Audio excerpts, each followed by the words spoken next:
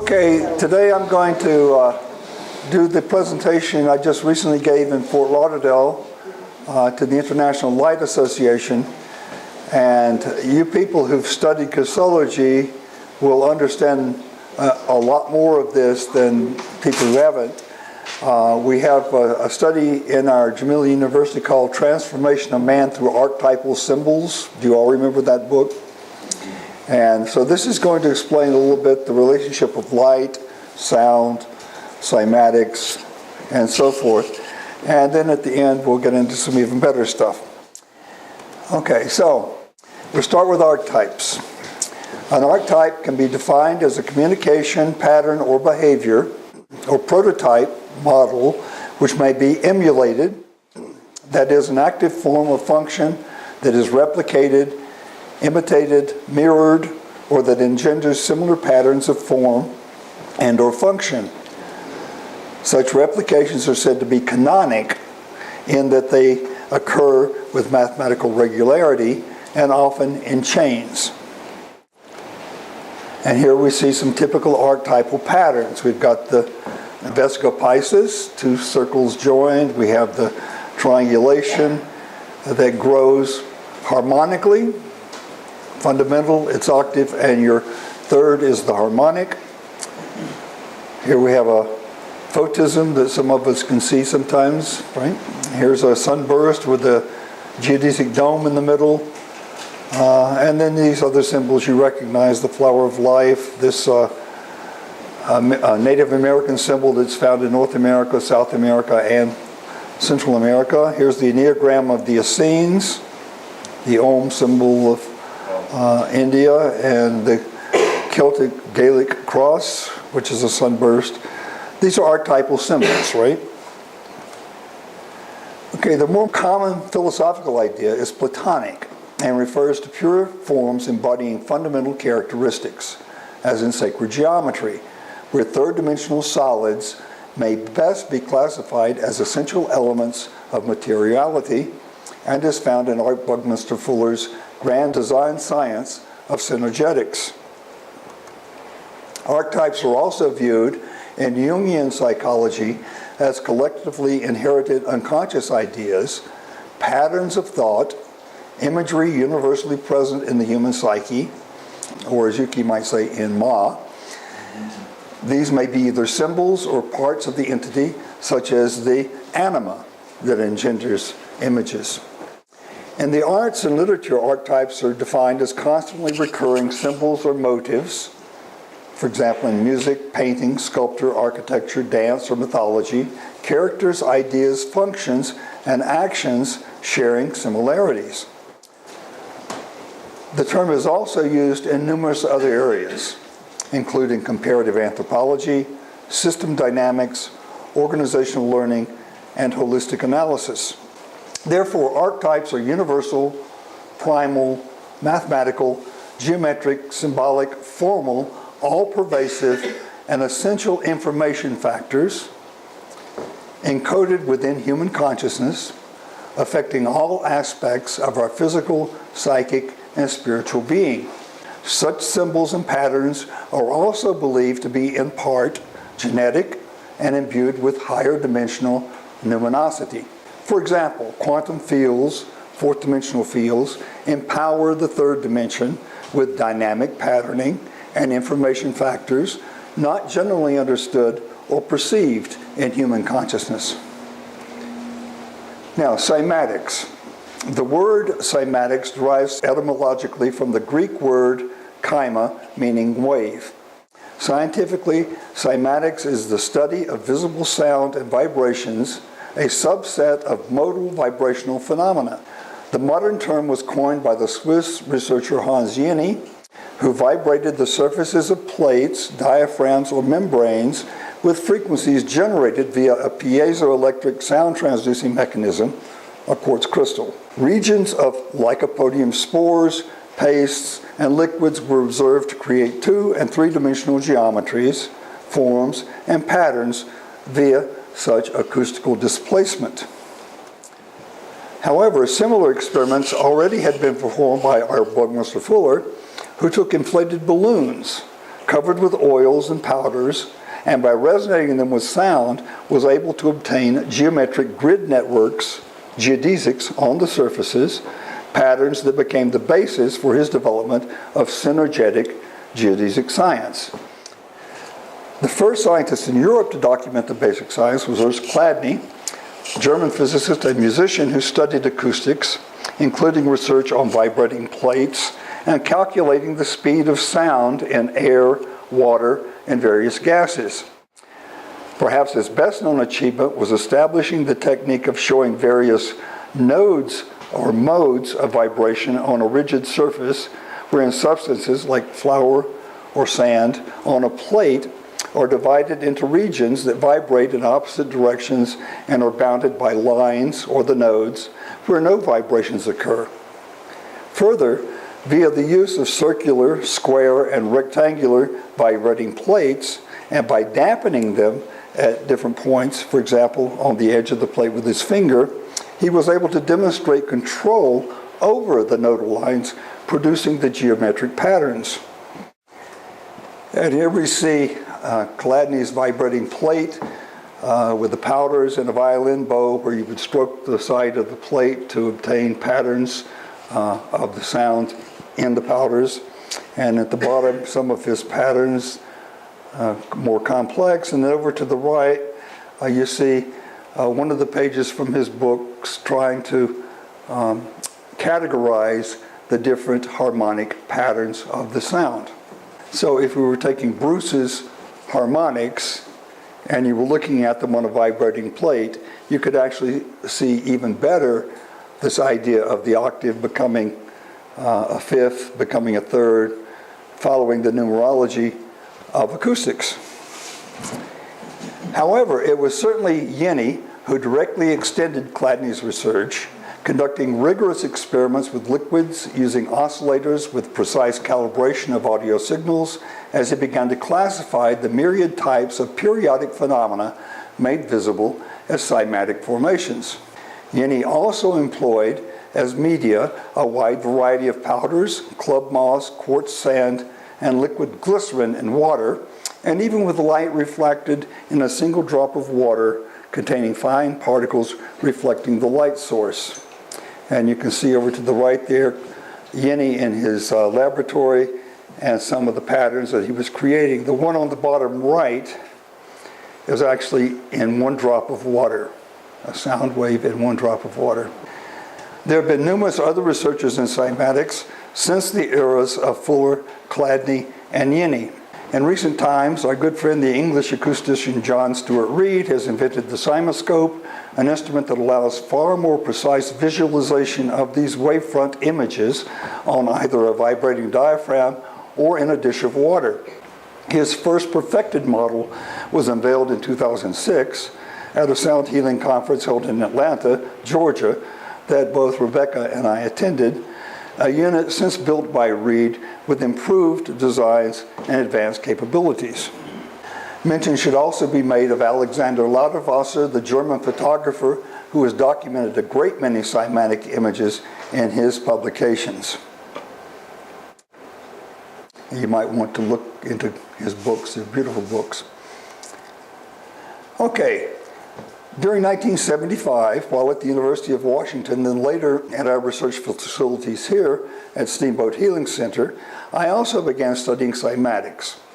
Via this science, my colleagues and I have been able to view the geometry of sound, primarily in a small disc containing but a few drops of water and mounted on a small speaker. Our reasoning has been that while documenting the optimal frequencies and resonances of the human body, which is itself 70% water, we may classify groups of cymatic wavefronts particular to biological processes and functions, healthy or aberrant conditions, the meridians, acupoints, color force centers, the traditional chakras, and enveloping fields of the body and its parts. Okay, here's my studio across the street, and this is the setup. We have a light ring, a little thimble sitting on the speaker with a couple drops of water in there. And this is a pattern of 20 hertz, sounding in that water. Can't hear it because it's so low. This is 31.32. This is 4 times the Schumann resonance, 7.83, the magnetosphere resonance of the planet, which is very healing when used in therapies, particularly for the bones. Notice it's forming triangles and hexagons and implying octahedrons. Now this is 32 hertz. This is the resonance of the spine. If you place the sound at the base of the spine and another applicator up the spine, you can actually feel 32 hertz going through each of the discs from the base of the spine all the way to the back of the head. It just resonates the bones, and that allows you to then move them back into place, right, where they need to be. And this is what, 36 hertz, a little higher. You can see that it's transitioning to another form because now we're getting away from that basic 32. Okay, this is 40 hertz. Beautiful, no? This is a frequency used by the physician Olav Skille, who's in Oslo, and he uses this, he's used it for years in his sound beds for healing. It's incredibly healing and relaxing, forms a beautiful geometry in the waters of the body, and we'll get more into 40 hertz later when I begin to talk about the brain. Okay, that's 54 hertz. This is a low A.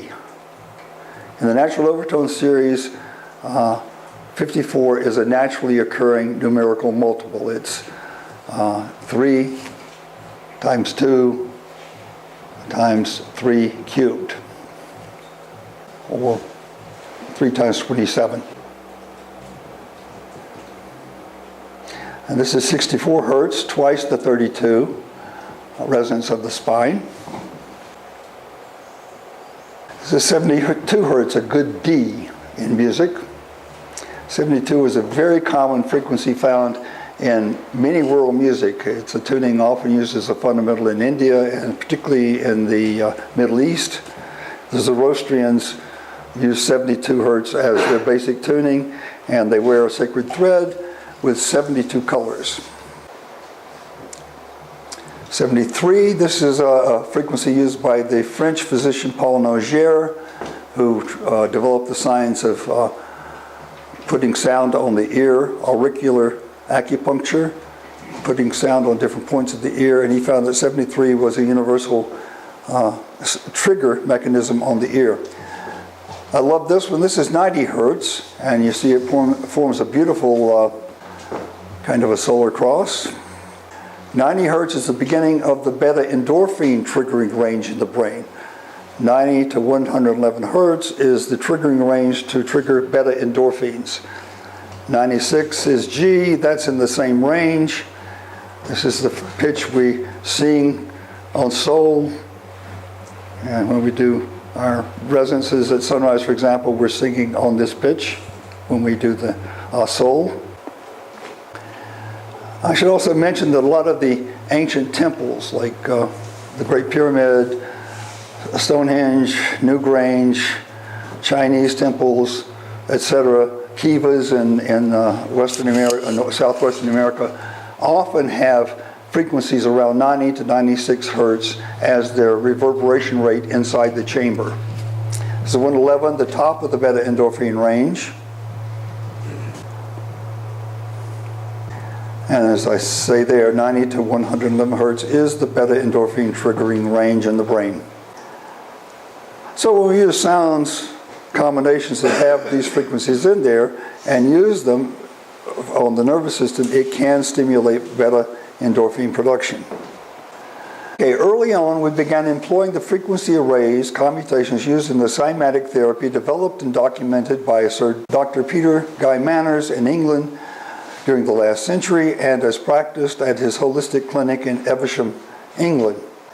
As a longtime acquaintance and later colleague of Sir Peter, Yuki and I in Nevada and in Japan began delving into the commutations and applied technology of cymatic therapy, studying and classifying Manners' 5 frequency resonances as cymatic wavefronts in water. In 2008, I met briefly with Yuki and Dr. Manners at his home in Broadway, England, and presented him with a copy of my then recent textbook, Sona, along with other research papers, DVDs and CDs of our documented findings.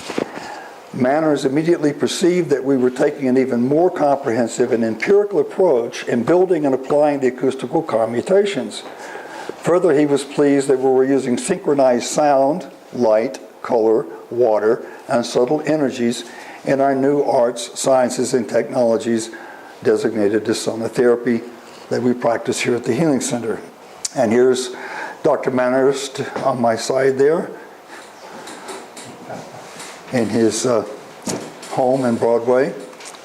And there's Yuki with Dr. Manners. And a friend of ours, Louise Elms, with Mrs. Manners.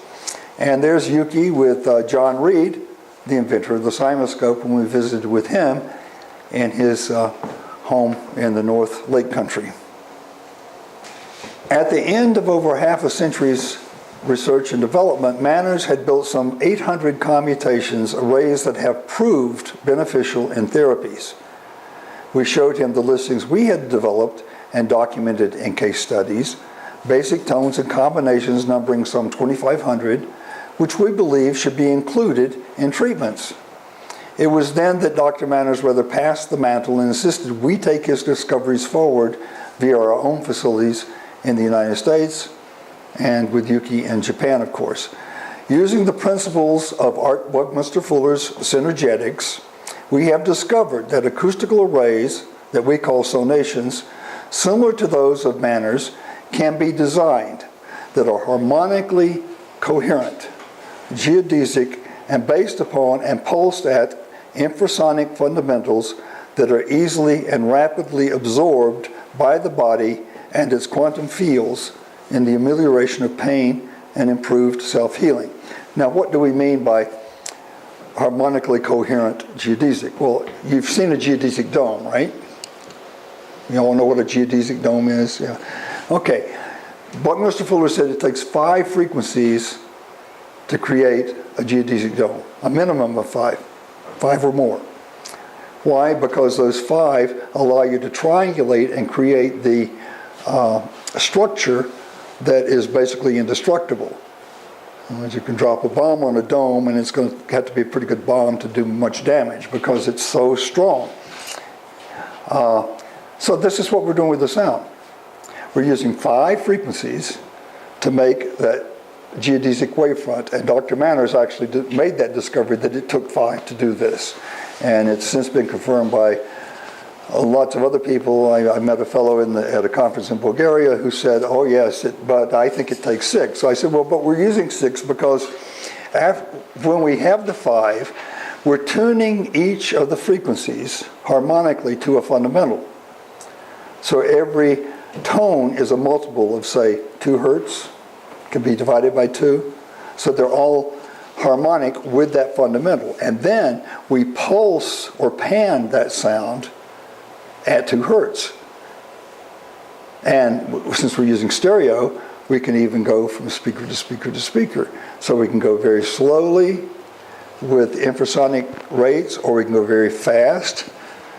And each of these rates affects the way the sound enters the body and affects healing. So that's what we mean by harmonically coherent. And it's also a great musical concept. If orchestras were tuned to the proper fundamentals, they would be 1,000% better in tune. Okay, towards this end, and following the passing of Dr. Manners in 2009, we have taken sonotherapy to even higher levels, developing new sound on light, Li-Fi technologies, various new application systems in the air, tactile, and in geothermal water baths, and we have now established a global training course which certifies and licenses practitioners on several continents. Indeed, we believe sonotherapy is the medicine of the future. Okay, wavefronts as archetypes. When one observes a cymatic formation, for example in a dish of water, the actual surface configuration is called a wavefront. In physics, this is defined as a surface, real or conceptual, that is the locus of all adjacent points at which the phases of oscillation are the same. In other words, if we induce a frequency or combine frequencies in a dish, the water will carry the phonon chains to the perimeter and back again, creating waves and points equidistant from the center of the nuclear wavefront emission. The emanations are ripples of varying distances referred to as wavelengths, and the nodes are the crests, the places in between the troughs. Viewing the container from above, the overall pattern is round and spreading outwards in geometric divergence. As the waves, or oscillons, move farther and farther from the center, the locus, larger and larger circles are created, which when colliding with the perimeter rebound back to the center, crossing the outwardly moving waters, creating cross patterns that generate additional energies or bosons that further help engender the so-called sacred geometries we're seeing. If the waves become synergetic and increase, they can also become quite strong, or solitons. Okay, and here we just have a drop in a pond on the bottom left with the circles coming out, and then the sound in a dish of water, and down at the bottom there was 11 hertz in a dish vibrating, making a vescopisis. Okay, in a round dish of water, the forms appear to be flat or two-dimensional, but are in actuality prototypes of the forms that would be engendered in three-dimensional space, as tetrahedral, octahedral, dodecahedral, icosahedral, and or vector equilibrium. These underlying potentials, propagated in phase, create the cymatic wavefront, a function defined as the initiation, lines or rays in one dimension, curved images on the flat surface in two dimensions, and wave formations in three dimensions, the wavefront geometric patterning. And here at the bottom we see a nice pentagonal waveform created in water, demonstrating the geometric potential of the sound waves. Therefore, sound patterns created in matter are cymatic forms following mathematical and geometric regularity, are in fact prototypical models common throughout the universe, primal constructs without which there would be no material life forms. Because such patterns replicate an observable series of growths containing basic information, we may consider wavefront formations, cymatic formations, to be archetypes. And here at the bottom I have some typical cymatic forms showing how we can classify: the one on the left for rheumatic arthritis, in the middle for degenerative arthritis, and the one on the other side, arthritis general, showing that there are common geometric potentials contained in each of these combinations we have built. And in case studies, they work. They do alleviate arthritic conditions. In a recent paper from Rutgers University, Waves as a Symmetry Principle Underlying Cosmic Cell and Human Languages by Sung-Chul Ji, it is posited that cymatic formations define a language common among cells, cellese, human speech, humanese, and cosmic wavefronts, or cosmes. These archetypes are further defined as sound waves, being humanese, concentration waves being cellese, and quantum waves as being cosmes. Wave-particle duality is viewed as a cymatic paradigm, providing symmetries essential to principled complementarity and supplementarity, and responsible for the propagation of information factors within matter. Universal consciousness may be conceived of as photons and phonons following, for example, the Planckian distribution equation in determining protein folding, RNA levels in genetics, human T-cell gene sequence diversity, genomic DNA frequency distribution, protein length distribution, EEG signals from the olfactory cortex, MRI signals from the brain, decision time histograms in neurobiology, even word length distribution in human speech, and other human cellular and cosmic phenomena. The physicist Claude Swanson has posited that the most abundant vital life energies found in nature are in order: sunlight, which contains these light photons, color information factors; sound, phonons, primordial pressure waves and torsion fields; air, containing all of the above, and ether; water, especially structured living water; and 5, sacred geometry. Now what's Swanson saying? He's saying, well, you got to have sunlight to live, right? You got to have sound to live. You got to have vibration to live. You got to have air. Of course you got to have air. You got to have water. And the water should be good, living, fresh water, right? But he's also saying vital to human existence is sacred geometry. Just looking at sacred geometry affects the entire conscious field of the individual. So when we're studying the cymatics, that's all there. Right? The water, the light, the sound, the geometry, it's all there. In our studios, when we place a small disc of water on a speaker illuminated with strong light, being resonated with sound and producing cymatic geometries, we are observing a combinatorial process embodying all the primordial elements just given. The synergetic patterns produced, the wavefronts of sacred geometry, emerge within a fourth phase viscosity or easy visceral water surface. The surface is full of negatively charged ions, light photons, air, and sound phonon chains. Thus, the procedure not only allows for the creation of subtle and or vital life energies, but as well demonstrates the interdependence of these elements with one another. In other words, the universe is created of and maintained by all these elements in an orderly and symbiotic paradigm. Light and sound are both waves and particles, photons and phonons working together. On the planet, air is the carrier of both, as is water, the most sensitive transducing agent found in nature, carrying photons and phonons even faster, 4.5 times faster than in air. Sacred geometry is not only created as a result of these combined elements, but is inherent to all such phenomena and from the beginning of creation. Moreover, just as the water is living and a carrier of information factors, geometry is the guide, the order by which all of these elements are directed. Thus, the sacred geometry, the cymatic wavefronts, are observable archetypes. And here we see some more cymatics. There's the 90 hertz again. Here's a hexagonal octahedron created, and over here is a swastika with a counterclockwise spin. Similarly, such archetypes are all part of the universal consciousness, the source of all form, beingness, and informational processing or intellect. Simply viewing such archetypes has a profound effect upon human consciousness. This is a well-known principle, again, in Jungian psychology and within the science of photosyntonics. Do you know photosyntonics, anybody? Syntonics is the use of phototherapy, primarily in optometry, to treat visual dysfunctions, as well as to supply energetic information factors to the person via the optic nerve, brain parts, and whole body system, inclusive of the 12 cranial nerves and extended sympathetic and parasympathetic nervous systems, blood and visceral water flows, phonon-photon chains via the bones, muscles, tendons, ligaments, meridians, Bong ducts, and with immediate effect on the enveloping fields, the color force centers, et al.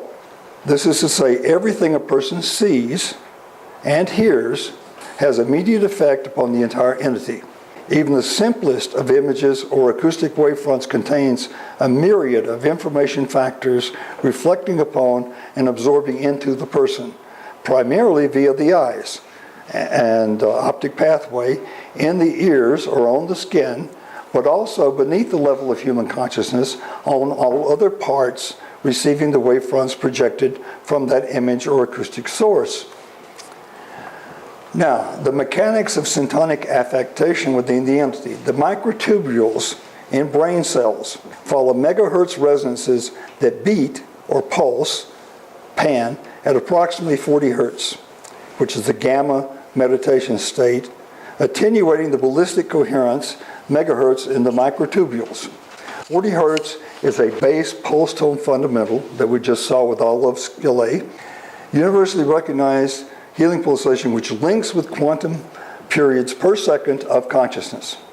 Such states of consciousness allow for internal imaging of geometry and archetypal visions. As well, the vibrating scaffold of the microtubular molecules follows geometric, hexagonally based, synergetic structuring, Microtubules are defined as quantum computers and are often called the seat of consciousness. And this is a quantum process. As I note here, a gluon in physics is actually a combination of photons and phonons.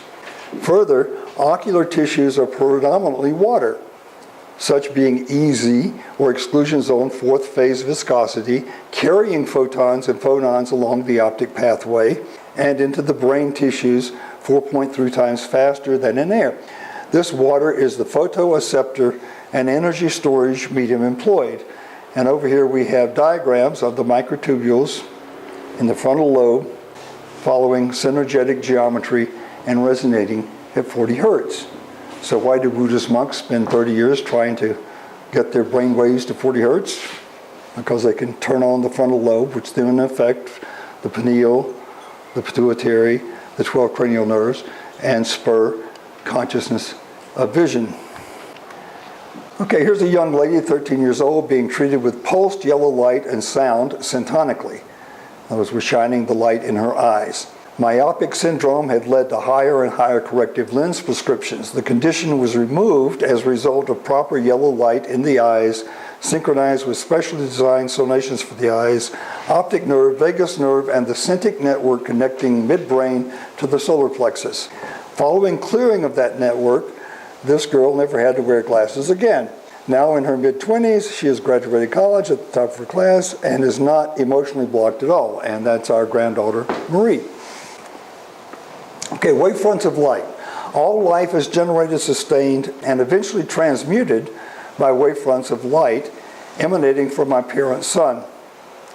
The sun is the master cymatic organism in our part of the galaxy, constantly pulsing and emitting complex patterns of photon and phonon waves. Recorded acoustical waves from the solar orb have been documented at Stanford Observatory and as ringing very much like a bell. The sun is called bell. Even visual observations reveal reverberations taking place along with patterns created on the face of the sun, images recorded throughout world history and in all global civilization as archetypal symbols.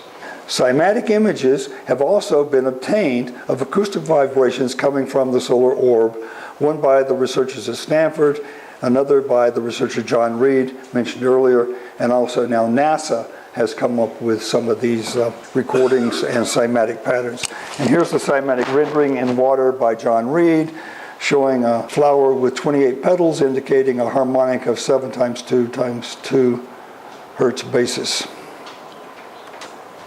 Of course, there's a variety of frequencies, combinations, and information factors streaming from the sun, ranging from the extremely low infrasonic to the supradimensional ultrasonic.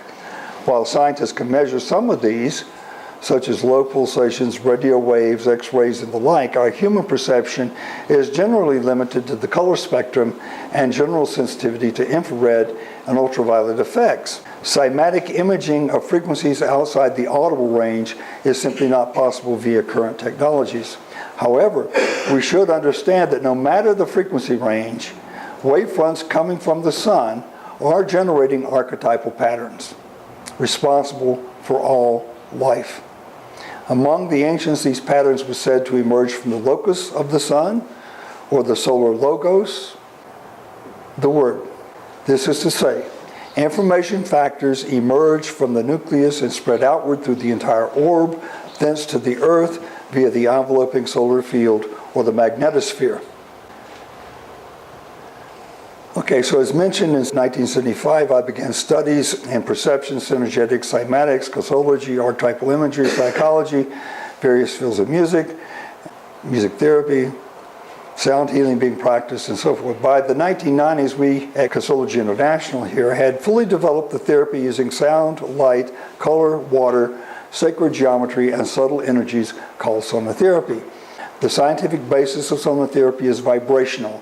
All life within the third and fourth dimensions proceeds from, as dependent upon, wavefronts of photons and phonons for existence.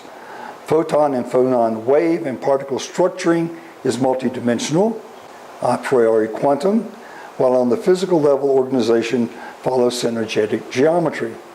In therapy, we apply 5 and 6 frequency sound arrays forming geodesic wavefronts directly upon and within the body and its morphogenetic fields for healing.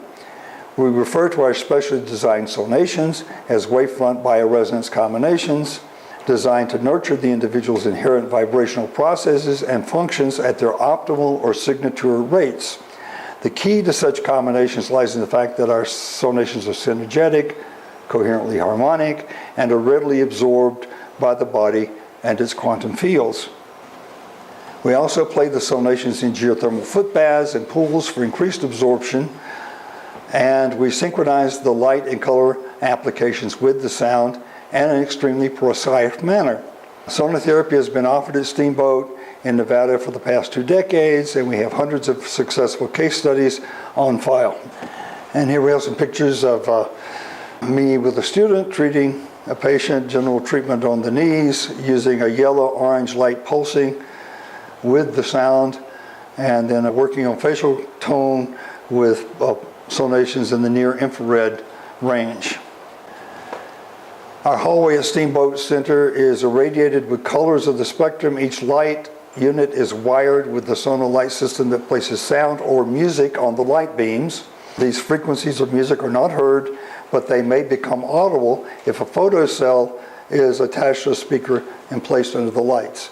So in other words, we can play healing sounds and music through the lights, but you don't hear them, you just feel them. How nice is that? Okay, here are some more cymatic things. I'm not sure exactly what I've got in this video. Okay. Our combinations are 5 frequencies pulsed at the 6th infrasonic rate. They're polarized, synchronized with coherent light irradiation and color filters.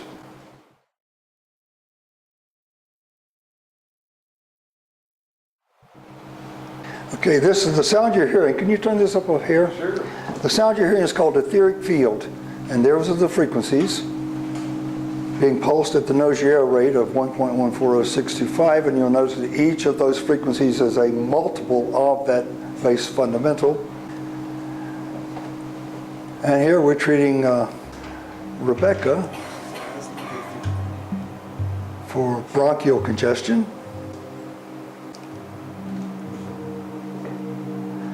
And here we're using photosyntonics on the face with a nice violet light,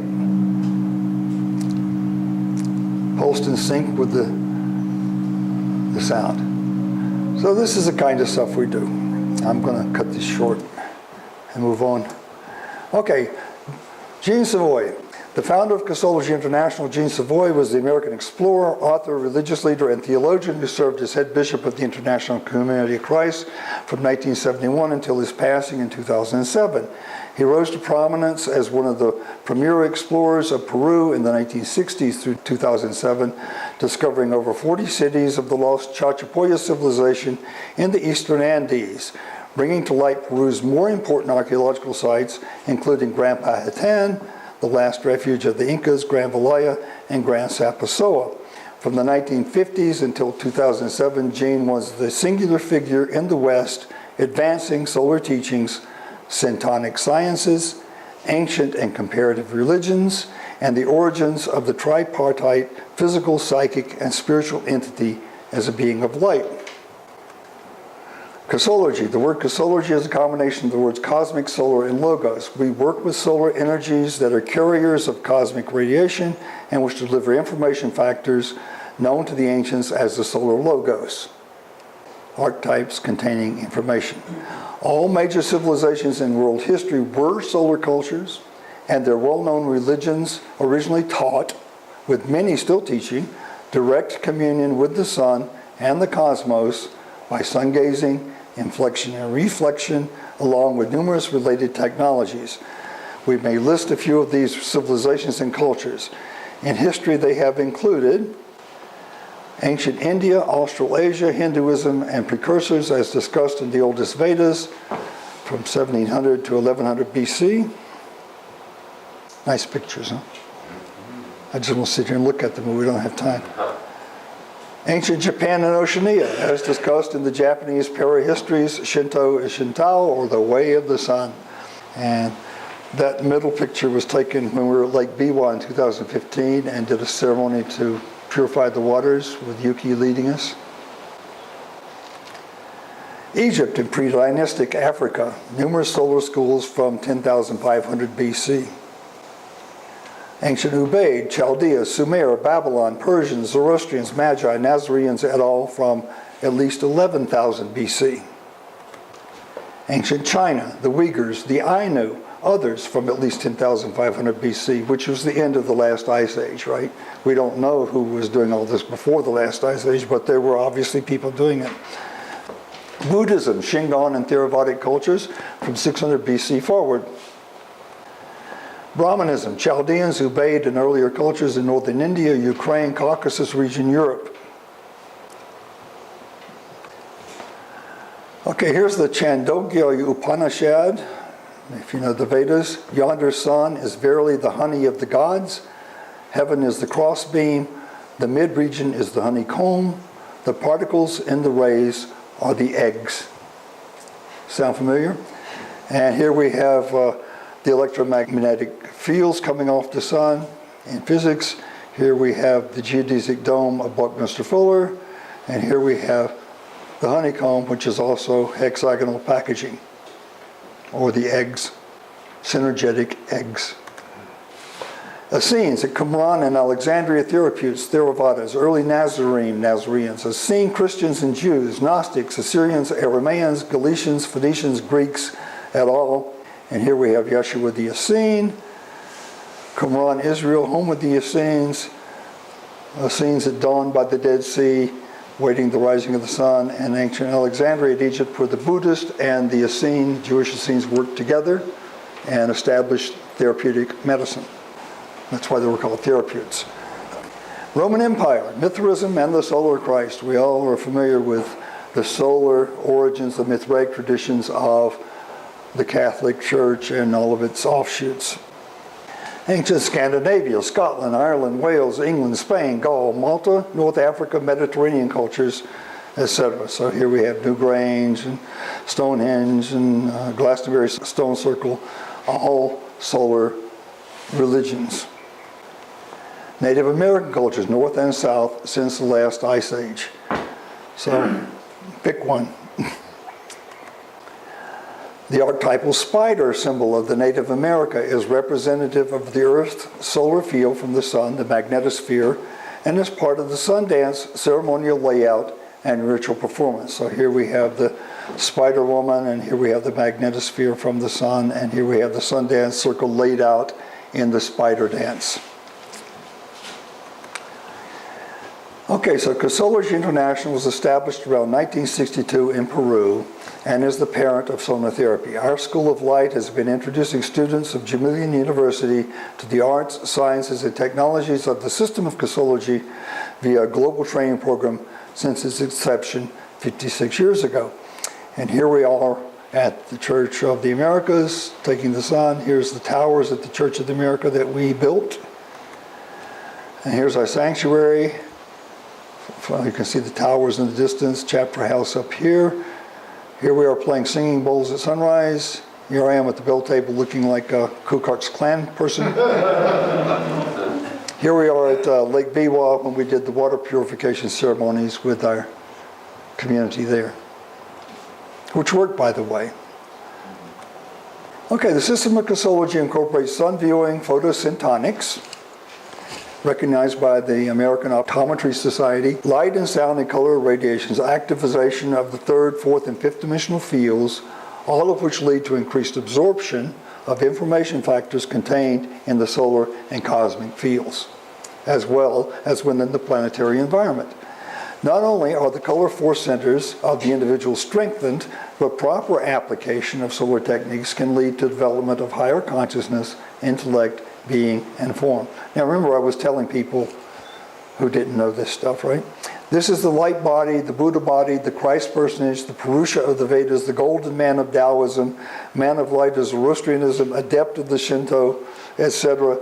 An entity described in numerous ancient global civilizations within their spiritual traditions. Light waves are electromagnetic, polarized wavefronts. Cymatic encoding takes place within the EM wave particle spirals, much as a round disk or tube would contain cymatic wavefronts in water. Light from the sun may be repolarized, disentangled, or decoded via reflection on a water surface with filters or via numerous other techniques with which most of us are familiar. Sound waves are defined as non-polarized transversal waves. However, this is a misleading definition. Sound waves are composed of phonons, particles, that also spiral in space-time, just like photons.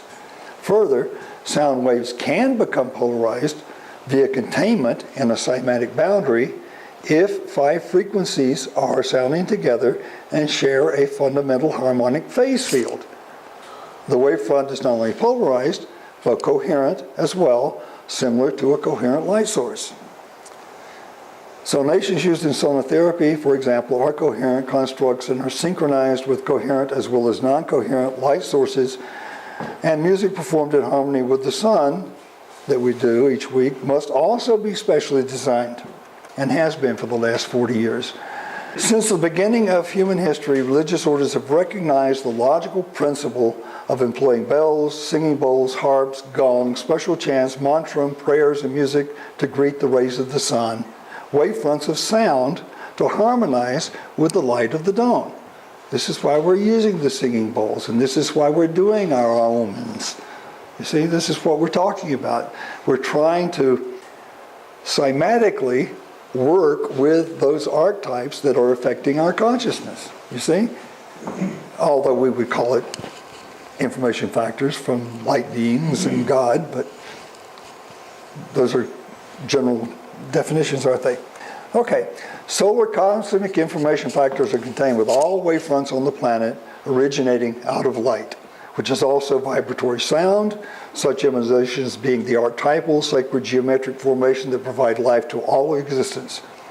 Our members learn how the system of Cosolargy, Cymatics, and Sonatherapy are inextricably linked as synergetic phenomena within the emerging field of paraphysics.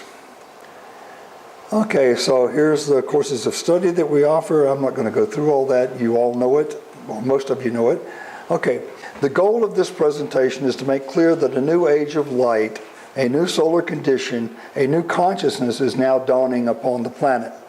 We as human beings may adapt, evolve, and survive as a species during this emergent cyclic yuga, a golden era, if we are but tuned in. During the long ages of humankind on the planet, it is only Western man that has turned away from the sun over the last few hundred years, and to the detriment of themselves, the planet, and cosmic tides. Look what's happening with the weather. We're just totally out of harmony with what's going on as a species. In the present age, we're experiencing many deleterious effects because of this shift in human consciousness. Changes in climate, disorder within social and political systems, the introduction of new diseases, and exterminations of other life forms en masse. Strife, war, instability, and genocide are fast becoming the norm. I just heard on the radio 3.5 million in northern Nigeria are dying right now. 3.5 million people? That's genocide, folks. Okay, we know both from history and within our own consciousness that such events have occurred many times before in the evolution of the planet.